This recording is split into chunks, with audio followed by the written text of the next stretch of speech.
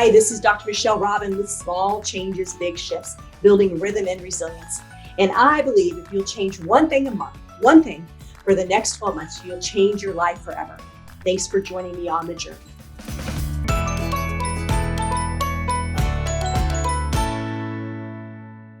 Well, welcome back to Small Changes, Big Shifts. It's another day. I love this saying that I've seen recently. It says that any day, what day? We no longer have Wednesday, Thursdays, but today we do have Wednesday because it's Wisdom Wednesdays. And I'm so glad you're joining me on Small Changes, Big Shifts. As you may know, if you've been following me for a while, I'm kind of a word nerd.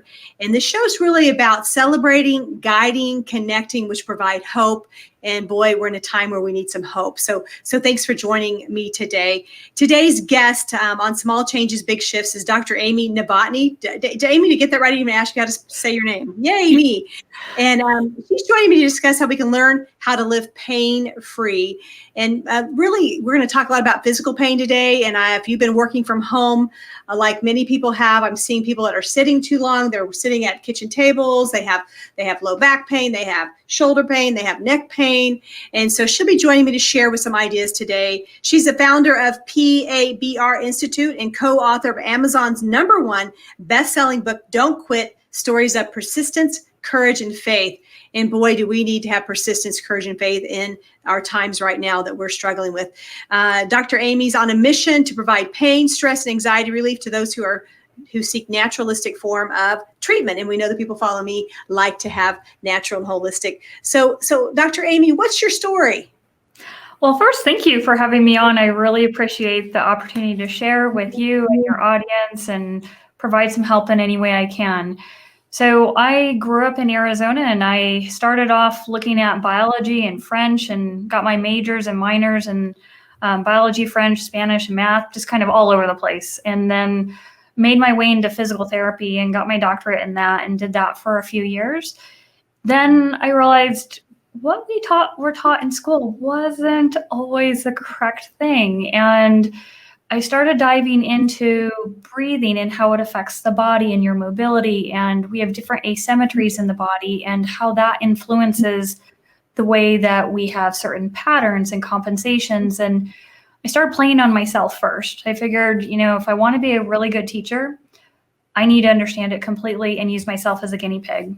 And then once I started seeing the effects on myself, I started developing it more and looking at how we can calm down our nervous system, get us out of that fight or flight mode and calm us down just by changing two things, our breathing and the way we position our body. Now, there's a ton of focus out there on breathing and how you can use it to calm yourself down. But I realized that our body position also has that same influence. And how we position our body affects our breathing, which then affects our nervous system, and our breathing alone affects the nervous system. So I started looking at how the two of your body position and breathing can calm you down. And I was running marathons at the time, trying to qualify for Boston. And all of a sudden, my speed just got faster and faster and faster. And my pains, my tightness, those runner's issues all went away. And it's like, okay, time to start figuring out what it is I stumbled upon and how do I teach other people. And so that has led me to here, where I'm talking to you and working to spread this message and help as many people as possible. Well, I like getting faster for sure in my workout. You mentioned PT and physical therapy, and some people think as me being a chiropractor, you being a physical therapy, gosh, how are those two getting along? So, talk about some of the, things that why people might think that and how times have changed over the last few years. We were actually introduced by a physician, Dr. Just lost her name. Felicia Fro, yes. Yeah, Felicia Fro. Yes. So talk a little bit about chiropractic and physical therapy and how we actually complement each other. Yeah, so with chiropractors, and granted, I don't have a chiropractic degree, but I know that you are also working to calm people down, get them more mobile. Your methods of doing it and working at the joint level or working at different muscle level is a certain approach, and can be a very quick response to change someone from some mobility restriction to mobility. And a lot of people, they get a lot of relief from it. One of my philosophies is if someone is helping you get relief, who am I to say to stop doing that? And so with physical therapy, traditional physical therapy looks at, okay, what is your movement pattern? How do we shift that movement pattern? What muscles are limiting that movement? Do we stretch them? Do we strengthen them? How do we get you back into neutral? And so they do complement each other. I know plenty of people that go to both a chiropractor and a physical therapist. They get a certain amount of relief from a chiropractor by getting an adjustment done or getting a thumper, or I know there's a lot of different types of chiropractic treatment out there. I'm not skilled in it. I know there's NUCA, there's tons of stuff. And I don't want to pretend I know anything about that. But they'll also still see a physical therapist to learn various stretches and, neuromuscular training and balance training. And they can be very complementary. Now, what I do is actually completely different from all of my training for physical therapy now. So I have moved away from that because I have found that a lot of physical therapy treatment is done externally to the body. So we're taught, okay, stretch, strengthen, stand on a wobble board. Standing on a wobble board can change you internally a little bit more, but just stretching and strengthening, it's something that's applied to you. And now what I do is how to change the internal wiring. So a lot of the training that I work with people is how to sense a muscle release. Not with me poking and touching you, but you generating that from the inside so that you don't need me to show you a stretch or a poke. So like now, before a run or a race, I don't stretch. I don't do the foam rollers or the scraping and all that stuff because I can control my muscle tension by calming myself down and feeling things release, changing my body position to feel it release. So I've shifted quite a bit from traditional physical therapy just because I want the changes that people feel. I want them to own it and control it. So you mentioned fight flight in our introduction. We talked about that chronic stress. I want you to give us a little anatomy, biology lesson, nervous system lesson around the sympathetic and parasympathetic nervous system. Sure. So we have a system in our body called the autonomic nervous system. It comprises of three systems: the enteric, which deals with your gut, then your parasympathetic and sympathetic nervous systems. So sympathetic is that fight or flight mode or freeze.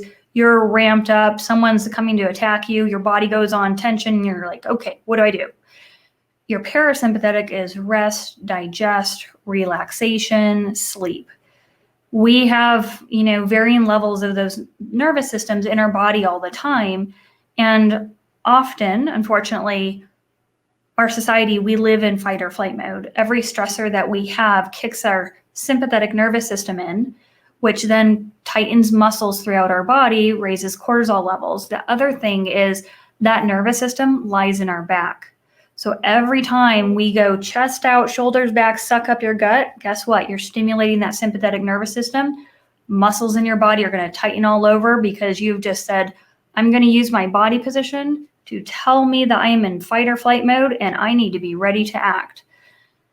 We don't often realize that because we often hear from, I used to teach people this, stand up tall, suck up your gut, make your core really tight. And what I didn't realize was it was teaching people to be in fight or flight mode all the time just by teaching them to put their body position that way. So I now work with people and say, okay, this is going to sound bad. Let your belly out. Let your belly button hang out. Let your gut hang out so your rib cage can drop down into neutral. Because a lot of times when we're saying lift up your chest, we're taking a rib cage from a neutral position and we're lifting it up so you hinge off of your back. And then your fight or flight system kicks in and you tighten up. You can even feel that right now. If you sit back in a chair and then all of a sudden you sit up, stick your chest out, pull your shoulders back, you can feel tension in your muscles start to engage all over. And so now I shift people and I say, what state do you want to be in? Do you want to be in fight or flight mode? Do you need to wake up? Okay, well then sit up, do a stretch or whatever. But do you want to calm down? And so I know there's a push and we're often talking about how to calm people down. So that's why I use the body position to affect the nervous system to calm people down. So. you know, as a chiropractor, we think we're neurosurgeons that don't cut on people. So I love that you're talking about breath and position, and I'd love to have a quick conversation. I'm going to digress from our notes from that was sent to you by my lovely team, Lauren. Sure. Thinking about spinal hygiene. You know, and I think so many times people don't realize when they come to see somebody like you or I, they're like, why do you care about something else besides the mechanical component? So in your mind, when you think about whole person health and taking care of your nervous system, which is what you're doing and what I'm doing, we're trying to teach people how to take care of the nervous system. What are some of the tools and some of the guidance you give people? So when it comes to spine, I tell people we want to get your spine in neutral as possible. That starts from your sternum and your rib cage. And I tell them, when you're sitting in a chair, let yourself sit all the way back. Try not to shove something behind your back because that puts your spine in overextension. It kicks in that nervous system, that fight or flight mode. So I tell them, let your belly out. And what we're going to work on is dropping your rib cage down so that you're not hinging off of your low back. Because as soon as you lift your rib cage up, your back starts to become a hinge because your pelvis also tips forward to keep you upright. And so that increases the curvature in your low back. It increases a lot of pressure on your discs, decreases your nerve roots, which can lead to sciatica. And I often see people who are in the most chronic pain is they have this huge curvature in their low back, that lordotic curve, and they can't get any relief because they can't get that to calm down. They can't get the muscles to stop working. The other thing I tell them about spine health is, and this is going to be a little bit of an explanation, is I tell people most people are back dominant. And I'll say, when you think you're squatting and you're keeping that arch in your low back, you're actually using the low back instead of using your legs. And there are some different positions and exercises I use with people that really prove this point. So for instance, when people are going to bend over, they often try to keep themselves very rigid and their back straight. And I say, okay, stop for a second, let your belly out, let your low back round out. Now all of a sudden, they will feel their thigh muscles kick in like they never have before. And it is a huge eye-opener for them. I mean, huge. I have people who are in chronic pain, all of a sudden it goes away because they all of a sudden stopped using their back muscles to bend and squat and pick something up. So part of spine health for me is, what are some of the common everyday positions or activities that we do on a repetitive level that contribute to our back muscles being overworked and our back being dominant in all of our movements. And so I work with people and teaching them, okay, first things first, belly out and drop your chest in so that rib cage can drop down and you'll start to feel the muscles let go. And so that's part of all of my training I do with people and educate people on is it is so important that we get the rib cage back into position to help the back. So besides dropping the belly, okay, what would be another exercise? You know, we got people listening right now who are making that transition from maybe working all day to going into the next phase of their life, hopefully with their family and enjoying some downtime. Give us some examples right now, some things they could do in this moment. Can you show us something? Yeah, so if you're sitting, I'm going to adjust. So I'm going to just show my torso here for a second. When you're sitting, if you put one hand on your chest and one hand on your belly, and then I'm going to go through a little bit of a breathing exercise that they can practice. If you breathe in through your nose, then pause a second. And now as you blow out through your mouth, let your chest drop in away from your hand. Let your belly come out. It's going to feel very counterintuitive. And then you pause for a couple seconds. Now you're going to breathe in, pause, and blow out. Let your chest drop in. Feel your collarbones relax away from your chin as your belly comes out. Then hold, and breathe in. Gentle breath in. Feel the air going in your nose.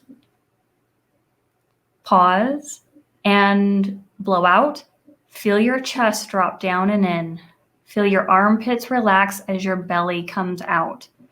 Hold, and breathe in. Gentle breath in. Feel the air going in your nose to your throat. Pause and blow out. Feel your breastbone melt away from your hand. Feel your ribs drop down and your belly spill out. Hold, and take a break. And so that's kind of like the very basics and beginnings. But what you'll start to feel, it may take a little bit longer than those 4 breaths, but what you'll start to feel is how your chest starts to relax and it starts to drop in. You'll start to feel movement under your hand. Your ribs drop down and your belly spills out. And as you start to feel your belly spill out, you can start to feel your back relax. And you'll feel yourself settle into the chair, and you'll start to feel things about your body that you never did before, like how your butt cheeks can settle into a chair. You'll start to notice, do you sit more on your right butt cheek or your left butt cheek? You'll start to feel how your tailbone drops down. So there's a whole process to it, but people can get started just by doing that little breathing that I went through. They can start to feel changes in how they can let go. Let's talk about sleep posture a little bit. So a lot of people are having trouble due to the stress right now of sleeping. Any sleep ideas you have? Yeah, so if people are not in severe chronic pain, so if they have that huge lower dosis, they often sleep on their back. But what I try to get people to do, if they're not, I have to assess their body, but for generally speaking, go on their side, pillow between the knees, pillow at the chest so their top arm can wrap around it. And then actually practicing this breathing that I'm talking about. And the key is we often feel tension right in the center of our chest, right under our breastbone. When you're doing the breathing, you are working to relieve that tension. So I tell people, imagine there's a little puppet master on the inside of you, kind of like at your heart. And it has these strings all attached to all of your ribs, all from the inside. When you exhale, you're imagining the strings kind of drawing your ribs in, but in a relaxed manner. And so you're basically deflating or collapsing your chest as you're blowing out. As you do that, you'll start to feel this calm come all over your body. And you'll start to feel yourself drift as your mind at first is focused on sensing this feeling that's going on, and then just drifts off into sleep. And so I use this to teach people and help them sleep. I fall asleep I'll go 1, 2, and then I'm asleep. And it's every time I use this, and it just calms me down and it helps me just escape all those, mental thoughts and everything going on. Now, do you recommend the right side or the left side, or does it matter to you? I like to go, it doesn't matter. So whatever someone's comfortable with, start off with that. So if they're used to sleeping on the right side, start doing this on the right side. Ideally, you want to be able to do it on both sides, because you're going to end up on both sides typically during the night anyways. But when you're learning this, start in your most comfortable side that you're used to sleeping on, and then start practicing on the other side once you have one side down. And you mentioned sleep posture. I just want to reiterate that for the people listening is ideally you're on your back or your side, but on your side with the pillow between your knees with a slight bend in your knees. You don't want to be all crunched up like in that fetal position, because you kind of close up your body, but plus you can get your psoas muscle gets shortened, things like that. So gentle knees bend, hold on to a pillow. I love holding on to a pillow. I feel like it helps my shoulders. And I always kind of laugh and I think it helps me not have boob wrinkles. You're not my age, so you don't have to worry about having boob wrinkles, but in between. So let's pivot. Let's talk about your book. First of all, why did you write a book? So for a couple of different reasons. So I met this amazing person, Kyle Wilson, who worked with Jim Rohn, who was a personal development speaker. And Kyle built up his business with Jim Rohn, took him international. And so I met Kyle, and I found out that Kyle does a collaborative book that allows you to share your story and to reach a greater audience.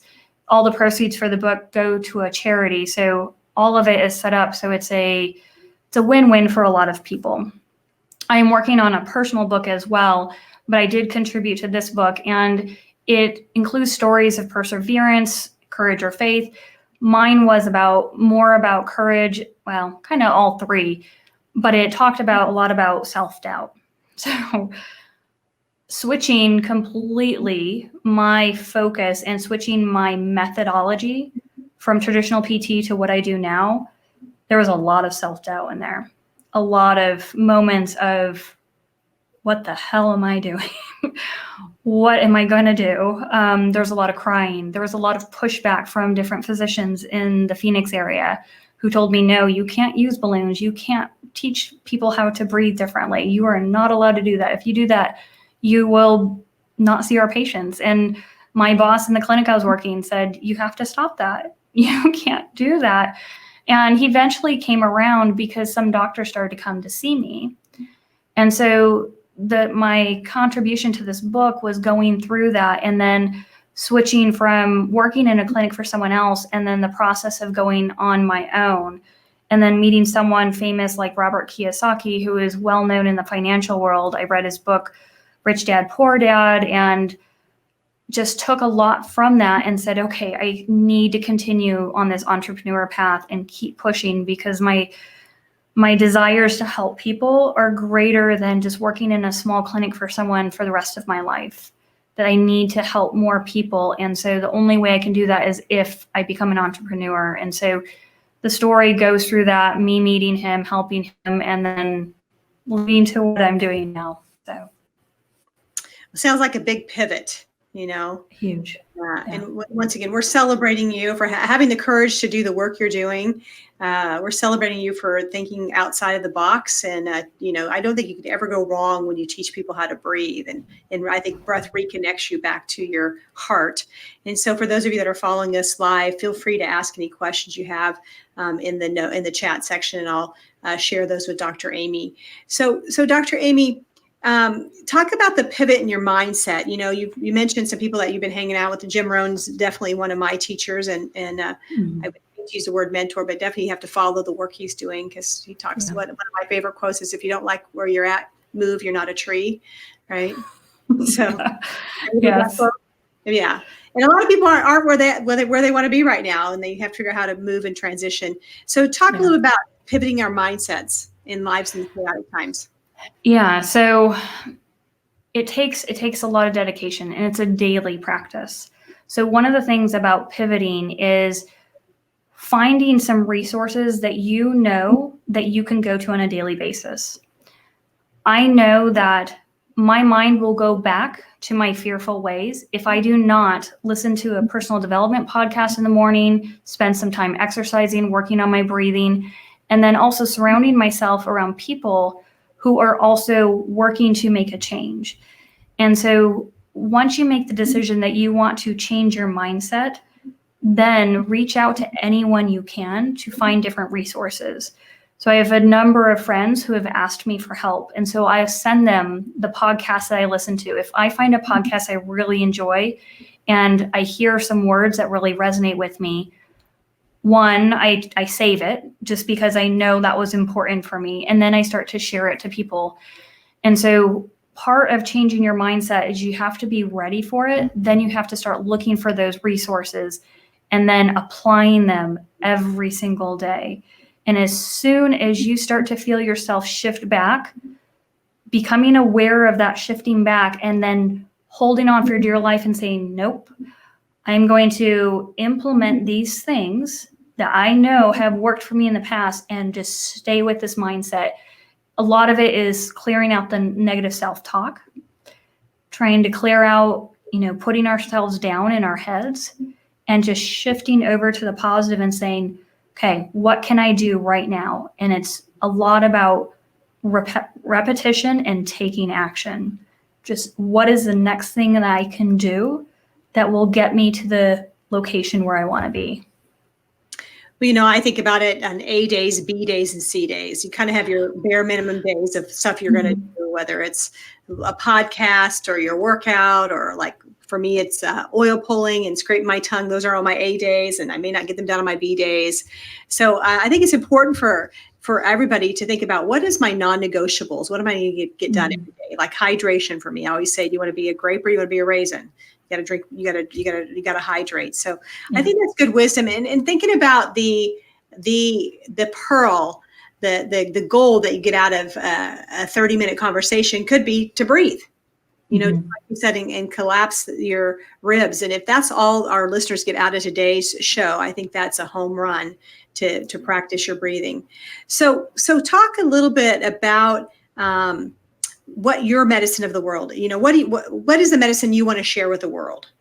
And when you think about at the end of your life, what's your medicine you want to share with the world? That people learn how to change themselves internally to gain control over their body again. So they don't need me. They don't need other people.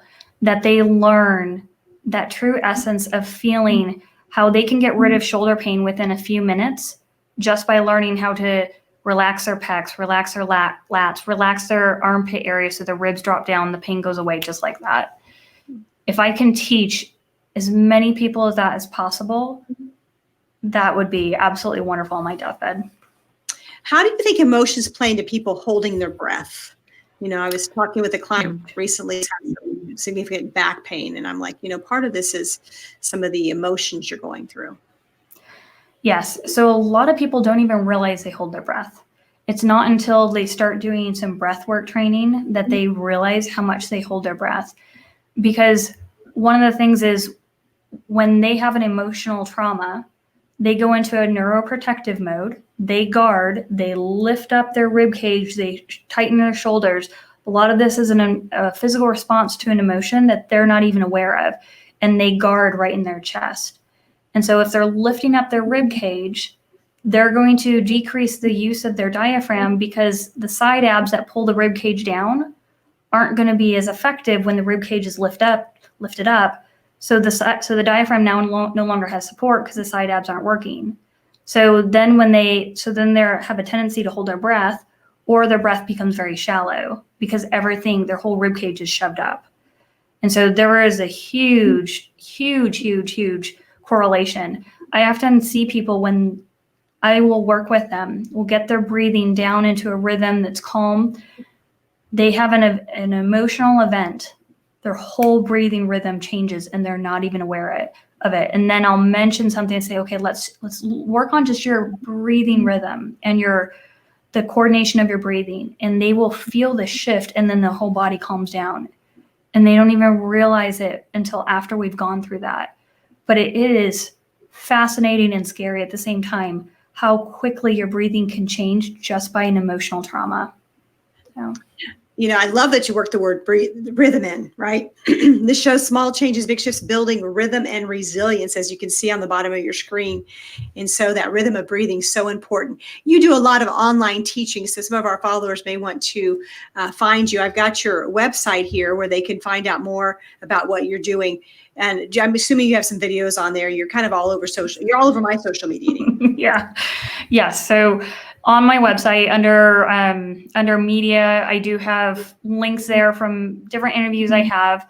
I also do for free on Facebook. I do a nightly short few minute guided breathing just to go over the basics. And so I teach people that just to help them general calm. We'll focus on one area or another. And it's free. It's 5 p.m. Pacific Standard Time. Today it's going to be 6 p.m. just because I have another event that I have. But normally it's 5 p.m. Monday through Friday on Facebook. It's in the PABR, P-A-B-R Method Wellness Group. And so people can join that. I don't post anything on there unless it's just information I'm giving people. But if people want to learn more, they can go to the website. I do personal sessions with people that really progress them through several different stages to free up their body and to get them moving better, to get them to help with their stress and anxiety, to help them with sleep deprivation, out of major orthopedic surgeries, joint replacements, disc herniations, rotator cuff, all that. And a lot of it is just learning how to calm down the nervous system and teaching them how to do it on their own. Well, we all need to have a lot of tools in our tool belt to navigate these times. And my question for you and for the people still following us is live today is from my friend Paul Long. What's good? So what's good in your day to day, Amy, besides getting to hang out together tonight? Well, let's see. Tonight, what's good in my day? Every day is I find something good. Today here you go. I had arrived my sprouting seeds. I am going to dive into sprouting to try a new adventure, which is I've heard a lot of benefits about broccoli sprouts, and they have sulforaphane, which is like an anti-cancer compound and helps a whole bunch of different things. So I've never done this before. Just learned about it recently after listening to a podcast and decided I'm going to give it a whirl, and they showed up today. So that's going to be my project tonight. Are you using a certain company?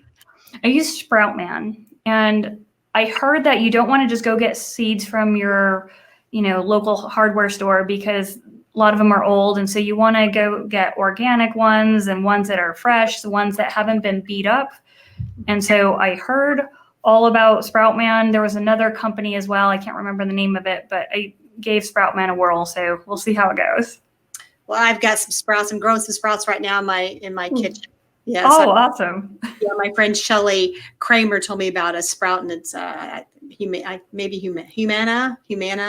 I can't remember exactly the name. I wasn't prepared to have a sprout conversation today, but yeah, we're growing sprouts too. That's wonderful. What plants are you growing? Oh, I don't know that answer, but okay. We kind of grow many different types. We've grown broccoli, and that's way above my pay grade. So I love that you're sharing what's good today.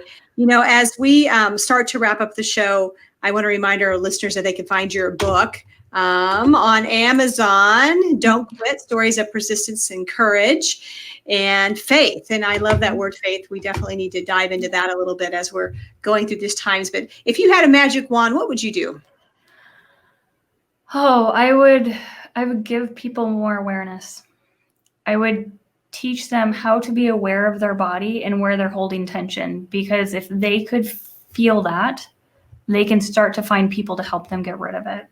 Even if it's something about them, there is so much to learn just by learning how to sense your body again. We often forget that as we're growing up. And if you can just feel and release muscles throughout your body, changes your whole life. It really is transforming. Well, I want to give a shout out to my friend Wendy, and Wendy's teacher, Wendy Bash. Her teacher said, when you're aware, you're halfway there. Yeah. And so you're aware of the vibration of people around you. You're aware of, I put this food in my body. How do I feel? I'm aware that I woke up 3 times last night. I must have drank water too late, or I had caffeine too late, or I watched I was on my phone too long, whatever it is. I want people to really start to dial into their own well-being. Your body's this amazing machine. You just have to go back to your own resources. And I was thinking, when you were describing the rib cage, what do the ribs do? What's their job? So one, they provide you structure. They have a structure to be able to hold your trunk, but they also provide a protection for all of your organs on the inside. They also they need to be able to move. They need to be able to move, so when you bend and twist, there is some motion in them. And there is part of it, when your lungs inflate, the ribs should expand a tiny bit. But often, because we don't know how to use our diaphragm, we lift up our ribs excessively to create negative space for air to flow in like a vacuum, instead of allowing our diaphragm to do that function. So what I work on and what I try to help people with is, let's get your rib cage back to where it should be, which is a mobile structure. It is a protective structure. And it does provide a lot of support for different organs, muscle attachments, so that you can move easily, but it shouldn't be a rigid thing. As soon as it becomes rigid, we see a whole bunch of different injuries, whether it's shortness of breath, but back issues, neck issues, knee issues. I mean, I've even seen where someone had a knuckle injury because she couldn't breathe correctly, and they were going to do a joint replacement on this finger, and they sent her to me, and I was working for the clinic. This was a long time ago, and they said, do some dexterity stuff, strengthen her finger. And I said, when no one was looking, I said, do you want to learn how to breathe to get rid of your pain? And she said, okay. And so I took her to the back room, and I said, okay, we're going to let your rib cage relax. She had been used to working in the post office for 30 some years, never missed a day, very rigid, upright. And we got her rib cage to move. All the pain went away. She went back to moving letters, and she was ecstatic. She didn't have that joint replacement. Rib cage is a center of so much. If we can get that moving and back into position, that's just that one step to getting us so much relief in our body. Well, you think about, we're all connected, right? It's not just the finger. The finger goes through the wrist and through the elbow and through the shoulder and through this whole cervical brachial plexus area, back to the cervical and the brain. So great information. Hey, Jennifer, thanks for giving me that name and saving me here today. Jennifer and her daughter. Look how gorgeous her daughters are. They're Beautiful. they're just amazing. So, hey, Paul, I'm glad you jumped on. And yes, I do still have the shirt on from this morning to chat with you today. And I love your shirt too. What's good? I'm rocking it today. You know, I want to talk about the psychospiritual part of the lungs, and they're protecting not the lungs, but the ribs. So the ribs are protecting the heart and the lungs and the other organs. And you think about the heart is really how we really make connection with ourself, with our spirit, and with humanity. So we're soul to soul versus roll to roll. And then you think about the lungs, and the lungs help us in Chinese medicine. It's about grief. And right now people are grieving so many things. And we were grieving before COVID-19, but we're grieving. We're really grieving now. And so it's important to help. This breathing will also be beneficial for your lymphatic system. So talk about breathing with your lymphatic system. Talk about breathing to help you process grief. And maybe to prevent, if you happen to come in contact with COVID, when or if, that you're able to thrive through it. Yeah. So when we are getting a good air exchange, so oxygen is coming in, carbon dioxide is leaving, that also helps with our blood flow. So getting oxygen to our blood, getting it to all of our tissues helps so much for getting waste products out, allowing for lymphatic flow to happen.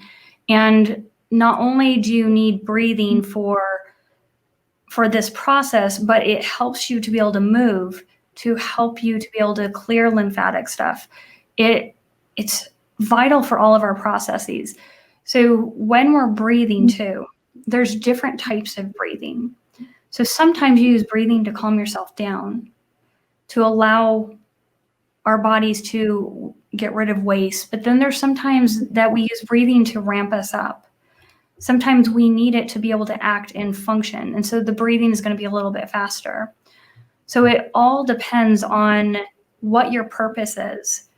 So that's why I tell people, we want to know what all of our purpose is. What do you want to be and what do you want to feel at this moment? Do you want to calm yourself down? Do you want to run for a long distance? Do you want to work on healing? It's all part of that. So when we talk about with the emotional struggles that we're going through right now, so much of it, we close ourselves down. We don't breathe as deeply. We breathe very shallow. We become faster in our breathing, which is another sign that we're in fight or flight mode breathing. So if you're shallow, if you're mouth breathing, if you're breathing fast, those are all signs that you're going through grief, because it's an emotional and a mental trauma that's going through your body that's going to show up in the physical world, because it's all connected. And we can't just have an emotional or mental experience and not expect it to show up in our body. They're all connected. And so as soon as we can start to realize that there is this physical change, we can start to address it. Now, sometimes we need that time to go through that grief. We need that time to be down. We need that time to experience that. And we can be aware of that going on and being okay with it and giving ourselves permission, so we're not beating ourselves up. And then you start to work a little bit on shifting. So it's kind of that shifting the mindset. We're shifting ourselves out of that grieving process by changing our breathing, by saying, okay, what's one thing I can work on?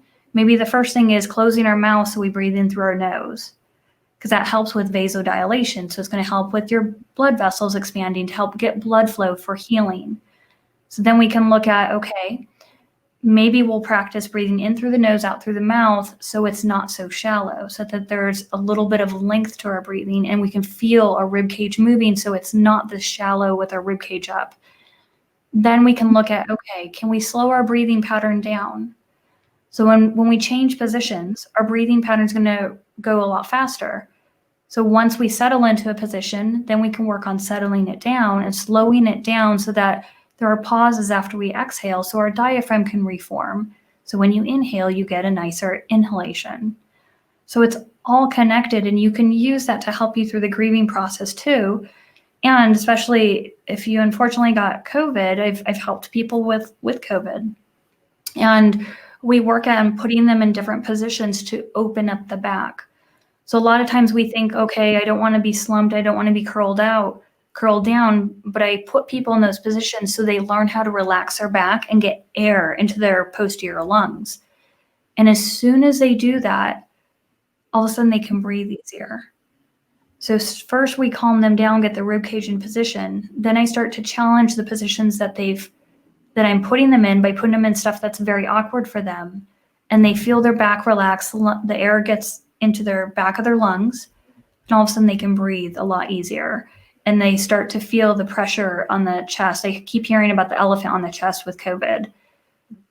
We work on that. We get air into all of the areas of the lungs. We get the chest to relax, and it helps you deal with a lot of these symptoms.